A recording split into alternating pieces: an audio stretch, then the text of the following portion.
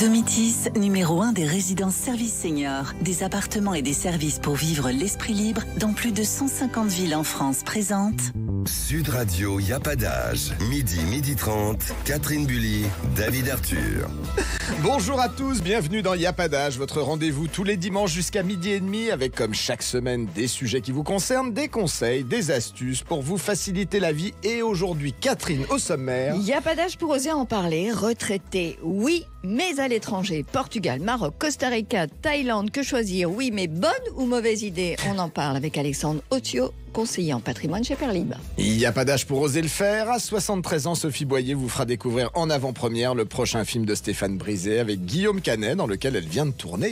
Il n'y a pas d'âge pour se faire du bien avec l'hydrotomie percutanée, l'injection d'une solution saline pour soulager la douleur. On en parlera avec le docteur Guez qui nous donnera tous les bienfaits de cette technique. Et nous recevrons l'ambassadeur du sourire ravageur et de la joie de vivre. Gérard Rolls sera avec nous. On l'a sorti de sa retraite. Vous l'avez sorti de sa retraite. Sud Radio, y a pas d'âge. Catherine Bully, David Arthur. Il n'y a pas d'âge pour en parler. On parle beaucoup de la retraite, c'est vrai, en ce moment. Et pour certains, retraite rime avec rêve d'installation à l'étranger. Mais cette décision est-elle facile à prendre? Amandine, 68 ans, nous fait part de son expérience, David. En effet, Catherine, Amandine nous dit « Mon mari et moi avions depuis très longtemps nourri le rêve de nous installer à Portimao, dans le sud du Portugal, pour la mer, le soleil toute l'année, la gentillesse de la population et les paysages. Nous sommes aujourd'hui décidés à partir. Y a-t-il des pièges à éviter? Est-ce un projet viable à long terme ?» Alexandre Otio, bonjour. Bonjour. Bonjour. Alors, vous êtes conseiller chez Perlib, société de gestion en patrimoine. Est-ce que vous avez beaucoup de clients retraités aujourd'hui qui souhaitent s'installer à l'étranger et quelles sont leurs motivations, Alexandre? Oui, en effet, on a une partie de notre clientèle retraitée qui soit est déjà installée à l'étranger. Principalement, ça va être l'Espagne ou le Portugal pour notre part. Et j'ai pu détecter justement ces derniers mois environ à peu près une quarantaine de mes clients qui ne sont pas encore en retraite, mais qui souhaiteraient justement emménager dans un pays étranger. Et majoritairement, ça reste encore une fois le Portugal et l'Espagne, je pense, pour la proximité avec la France. Oui, la proximité, si on a besoin d'avoir recours à des soins ou des choses comme ça. Oui, tout à fait. Alors après, c'est vrai que l'Espagne, au niveau du système social et de santé, plus ou moins proche de celui de la France, mais les niveaux, on va dire, de garantie ne sont pas identiques à celles de la France. Et en effet, la majorité, en tout cas, des retraités souhaitent aussi rester proches de leur famille et donc être à moins de 4 heures d'avion des proches qui peuvent rester vivre en France. Alors Alexandre, est-ce que s'expatrier, c'est l'assurance d'une plus belle vie ou il y a des choses dont on doit se méfier? Alors oui, bien entendu, il y a des choses sur lesquelles on doit rester très vigilant, notamment sur Internet, les fameux bons plans que l'on peut voir. Il faut être bien entendu sûr et certain au niveau des mentions légales et de toute la lecture juridique du site Internet si ils sont bien référencés, que ce soit au niveau de tout ce qui est lié à la RGPD. Enfin, tout un tas de mentions juridico-sociaux, etc. pour faire en sorte que tout soit bien carré. Il faut aussi se vérifier, bien entendu, tout ce qui est lié en fait aux démarches administratives et sociales, puisque on peut avoir certains sites internet qui peuvent vous promettre mondes et merveilles. Mais moi, je conseille, quoi qu'il arrive, d'aller consulter un consulat français ou du moins les autorités locales. Est-ce que, en fait, ces retraités s'expatrient, selon vous, pour toujours? Ou est-ce que vous avez l'impression que c'est plutôt une expérience, une séquence de vie? Alors, des retours que je peux avoir de mes propres clients, c'est vraiment pour rester vivre et aller jusqu'à leur fin de vie là-bas. En tout cas, c'est vraiment les retours que j'ai aujourd'hui de ma propre clientèle. D'après les statistiques, on a quand même un certain nombre de retraités qui reviennent en France et on l'a déjà évoqué juste avant, mais la première raison de ce retour en France, ça va être principalement la santé et le fait de se faire par exemple opérer en France. À titre d'exemple, j'ai moi-même un client qui est revenu vivre, il vivait en Californie sa retraite, il a eu des gros soucis de santé, notamment au niveau de sa dentition. Il a dû débourser plusieurs dizaines de milliers de dollars pour se faire opérer. Malheureusement, il n'est pas allé mieux et donc il a dû être obligé de revenir en France et de rester vivre en France après opération. Oui, parce que Alexandre, on est d'accord qu'avec 2000 € de retraite par mois, on vit comme un pacha, que ce soit en Espagne ou au Portugal, les deux destinations dont vous parliez, puisque on a dans le sud du Portugal, on a une maison avec piscine, un pisciniste qui passe tous les 2 jours, un jardinier. Voilà, on peut avoir une vraie belle vie pour 2000 € de retraite. Meilleure qualité de vie. Oui, tout à fait. Notamment l'Algarve, qui attire énormément de Français retraités. On peut avoir en effet une belle petite maison pour à peu près, on va dire, 500 € par mois. Alors après, les prix continuent d'augmenter puisque le Portugal continue d'attirer et d'avoir une politique attractive là-dessus. Mais je citerai aussi 2 autres exemples comme la Thaïlande qui attire de plus en plus aussi de retraités parce qu'avec on va dire à peu près un SMIC de 1500 € par mois, vous pouvez vraiment avoir une vie très aisée. Et l'autre pays qui commence à attirer aussi de plus en plus de retraités, c'est la Malaisie, où là, pour le coup, vous avez un taux d'imposition à 0%. Et donc, du coup, on commence à avoir des retraités qui vont aussi... Ça se calcule. Ça se calcule. Merci, Alexandre. Merci beaucoup, Alexandre Thieu, en tout cas, d'avoir partagé ce moment avec nous et pour toutes ces précisions. Et alors maintenant, Catherine, je vous emmène à Y a pas d'âge pour le faire. Nous sommes aujourd'hui en compagnie de Sophie Boyer, qui a 73 ans, habite dans une résidence service senior à Auray, entre Vannes et Quiberon. Bonjour Sophie. Bonjour à vous. Alors Sophie, vous venez de participer en tant que figurante au prochain film de Stéphane Brisé avec Guillaume Canet dans le rôle principal. Le film raconte les retrouvailles entre un acteur connu et une professeure de piano qui se sont aimés 15 ans plus tôt. Comment s'est passé le casting, Sophie, et que vous a-t-on demandé de faire pour savoir si vous étiez la personne que le réalisateur cherchait? Tout simplement, je ne m'attendais pas à être... reçu. On a passé, il y a un casting qui a été passé ici, à la résidence Domitis. J'y suis allée un peu pas par provocation, mais par amusement.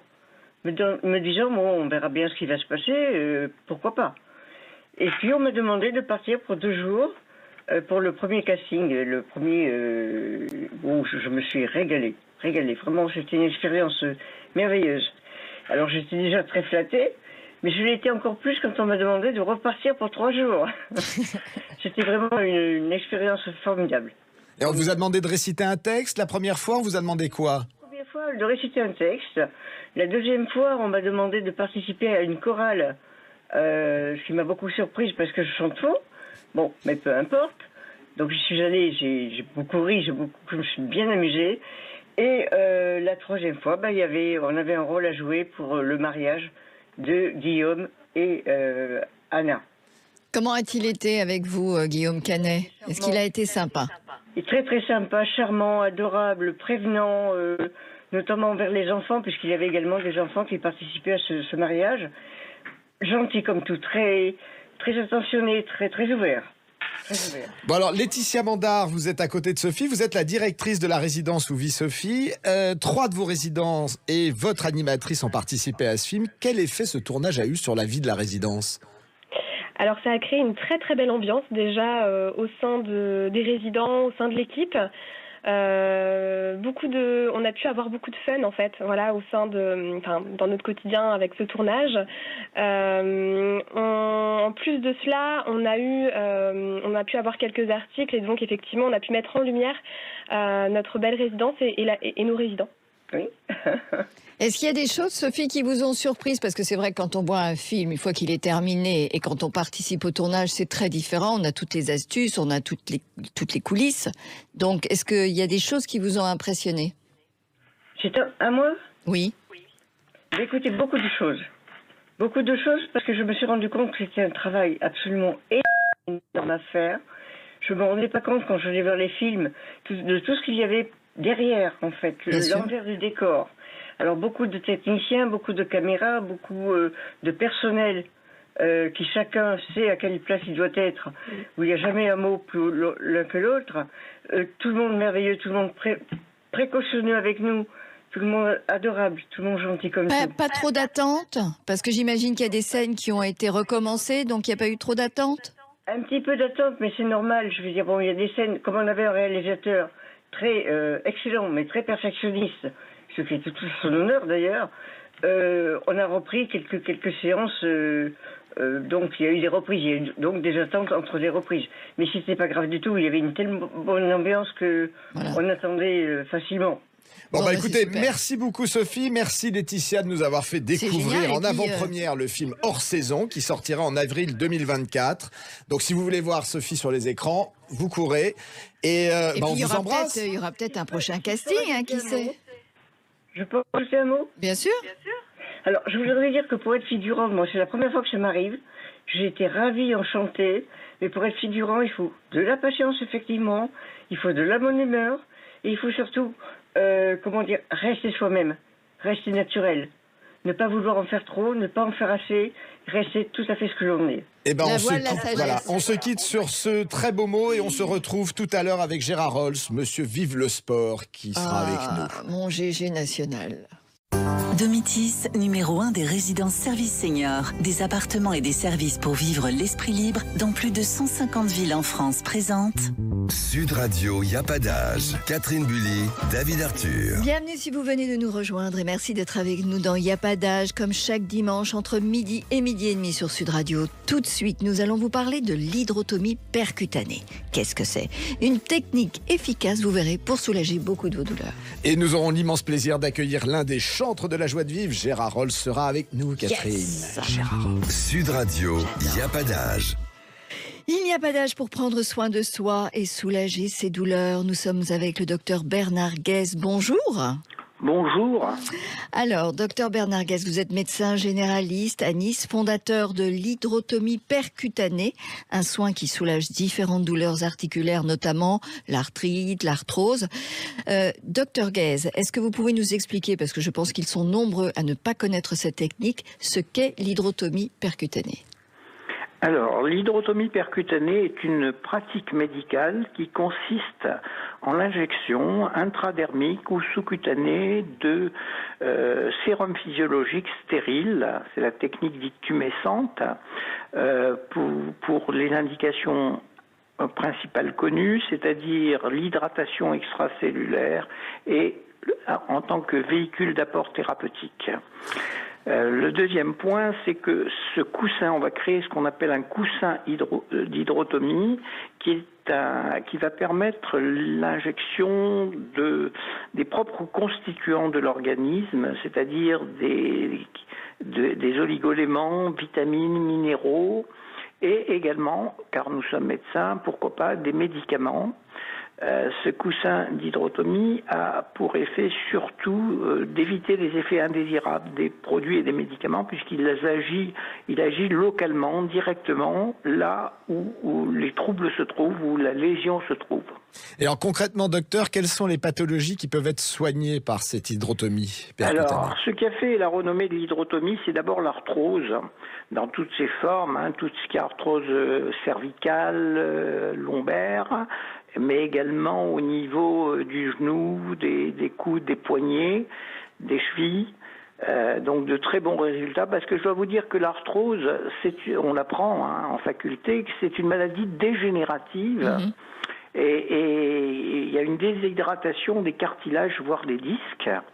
Et le premier principe, logiquement, c'est d'hydrater. Donc avec ce coussin d'hydrotomie, ce coussin d'eau en surface, on va hydrater directement la partie qui en a besoin. Voilà, exactement. Tout à fait. Est-ce qu'il y a une contre-indication ? Et la nourrir en même temps avec les propres constituants déjà de l'organisme qui sont bien sûr toutes les vitamines, les minéraux, les électrolytes et le silicium organique par exemple. D'accord. Alors juste une dernière petite question, est-ce qu'il y a des contre-indications ou pas du tout ?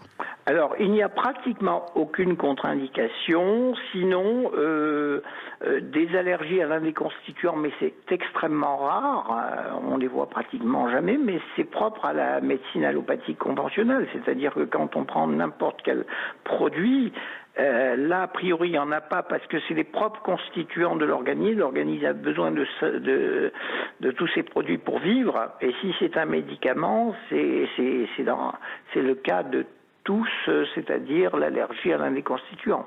Mais c'est très rare, extrêmement rare. Merci infiniment, docteur Guez. Je rappelle, l'hydrotomie percutanée, vous avez écrit un livre d'ailleurs, Vaincre les maladies chroniques pour toutes les personnes intéressées vaincre les maladies chroniques par l'hydrotomie percutanée. Aux Je vais y éditions arriver. du Dauphin. Merci, éditions du docteur. Sud Radio, y a pas d'âge. Et comme tous les dimanches sur Sud Radio, nous avons l'immense plaisir de recevoir notre invité. Aujourd'hui, il s'agit de Gérard Rolls, qui a illuminé pendant 44 ans au moins le petit écran avec son sourire, pas uniquement son sourire, son regard espiègle. Espiègle. Bonjour Pétillant. Gérard Rolls. Oh là là, oh, ce mélange de présentation, espiègle pour le regard et 44 ans de télévision, oui, sur le service public. Oui, ça c'est vrai. Alors Gérard, vous occupez le devant de la scène aujourd'hui avec un livre époustouflant qui s'appelle 24 heures du Mans, 1923-2023, 100 ans de légende aux éditions Grund, et avec votre one-man show Vive le sport et ses petits secrets que vous produisez partout en France. On est vraiment très heureux de vous avoir parce que pour nous, vous êtes l'un des ambassadeurs de la positive attitude. Est-ce que c'est l'un des secrets de votre éternelle jeunesse, tout comme de continuer à faire du sport? Et d'ailleurs, qu'est-ce que vous faites comme sport aujourd'hui, Gérard? Alors, je vais tout de suite reciter Voltaire, qui est quand même un philosophe et un écrivain merveilleux, qui dit « J'ai décidé d'être heureux parce que c'est un signe de bonne santé. Ouais. » C'est exactement ça. C'est-à-dire, vraiment, vous avez raison de parler de positive attitude. Alors, c'est un peu bizarre pour quelqu'un qui a suivi le Tour de France pendant 30 ans, parce que dans ces cas-là, être positif, c'est d'avoir triché. Oui. Mais moi, c'est le contraire. C'est un mot qui me colle vraiment à la peau. C'est-à-dire que, comme tout le monde, j'ai des problèmes. Comme tout le monde, j'ai des maladies. Comme tout le monde, je suis frappé autour de moi par des deuils, des misères, des choses négatives. Mais j'essaie à chaque fois de le transformer en positif et en disant, ça va aller mieux. On va trouver des solutions, oublions le négatif et passons à autre chose. C'est une attitude, c'est une philosophie de vie pratiquement. Nécessaire aujourd'hui. Pour répondre, David, à la deuxième question, donc maintenant j'ai la chance de vivre à Nice. Là, je vous parle, et c'est pour ça que c'est bien d'être sur Sud Radio, parce que vraiment, je peux pas être plus au sud. Là, je vous parle face à la baie des Anges. Là, il fait un temps merveilleux en ce dimanche, soleil, grand beau, et je vais sans doute aller faire du vélo comme d'habitude. Je fais maintenant vélo, golf et montagne. Voilà mon secret. Quel programme! Alors, ces vacances prolongées, là, est-ce qu'elles vous permettent de faire des trucs que vous n'avez jamais eu le temps de faire, par exemple? Alors, il y a deux mots, Catherine, que je peux jamais employer. Moi, c'est parce que en fait, toutes mes journées, moi j'ai besoin de 48 heures par jour. C'est pas 24 heures, parce que j'ai envie de faire milliards de choses et je les fais. C'est-à-dire lire des grands romans, lire des magazines, jouer de la guitare, aller vers les autres, aller parler. Lorsque j'ai vécu pendant 3 ans en Italie, j'ai redécouvert le plaisir de la conversation, par exemple. Ensuite, faire du sport. Ensuite, répéter encore et toujours mon spectacle. Ensuite, voyager justement pour aller faire une conférence, parler des livres, parler des choses. Donc, pas de vacances, et surtout pas de retraite non plus, malgré mon âge avancé, parce que je suis sûr que vous avez regardé dans Wikipédia, non, mon âge, hein, Catherine? Mais j'ai pas besoin, moi je vois un visage souriant, je n'ai pas besoin de regarder l'âge, on s'en fiche de l'âge en fait. Il n'y a pas d'âge, hein. Il n'y a pas d'âge, voilà. Il n'y a pas d'âge. Il n'y a pas d'âge. Alors, je suis entré, David, dans ma 77e année. Voilà. Oui, donc vous êtes un quinquat avec quelques mois. Voilà, c'est ça. Voilà, CFA, comme on disait à l'époque. Voilà. Alors, au milieu de cette carrière absolument dense et assez unique, il faut le dire, quels sont les 2 souvenirs les plus incroyables que vous ayez eu dans votre carrière justement de journaliste sportif? Alors, ça dépasse le journalisme sport. Honnêtement, entre nous, ça dépasse mon métier. Les deux, j'ai eu 2 grands moments extraordinaires. C'est la naissance de mes 2 fils. C'est d'abord de la vie privée, vous voyez. Pourquoi? Parce que j'avais dit à leur maman, on ne va pas dans cette clinique-là et dans cet hôpital-là si je ne reçois pas mes 2 fils, moi, dans mes mains. Et si c'est pas moi qui coupe le cordon. Voilà. Parce que j'ai été très frustré de ne pas être enceinte. Oui. De ne pas porter le bébé. Et donc, j'ai demandé au gynéco en disant, s'il vous plaît, c'est moi qui vais recevoir mes 2 fils, Julien d'abord et Antoine. Je leur ai donné le premier bain, j'ai coupé le cordon, voilà, et ensuite je les ai offerts à leur maman. Donc ça, c'était un très très très grand moment. Ensuite, il y a eu un autre moment dans ma vie aussi, un double. c'est au moment où j'ai reçu l'ordre du mérite, la médaille, et puis la Légion d'honneur. Puisque j'ai eu le mérite par Nicolas Sarkozy et j'ai eu la Légion d'honneur par François Hollande et Manuel Valls. J'ai pleuré, je n'ai pas arrêté de pleurer tellement je trouvais ça décalé que l'État, que la nation me récompense juste pour avoir été un messager des sports. J'ai trouvé ça complètement fou, quoi. J'ai pleuré, et vous savez, juste un petit secret, lorsque Manuel Valls m'a accroché la médaille, j'avais mis la photo de mes parents dans la poche de mon costume pour que la médaille touche la photo de mes deux parents. Voilà.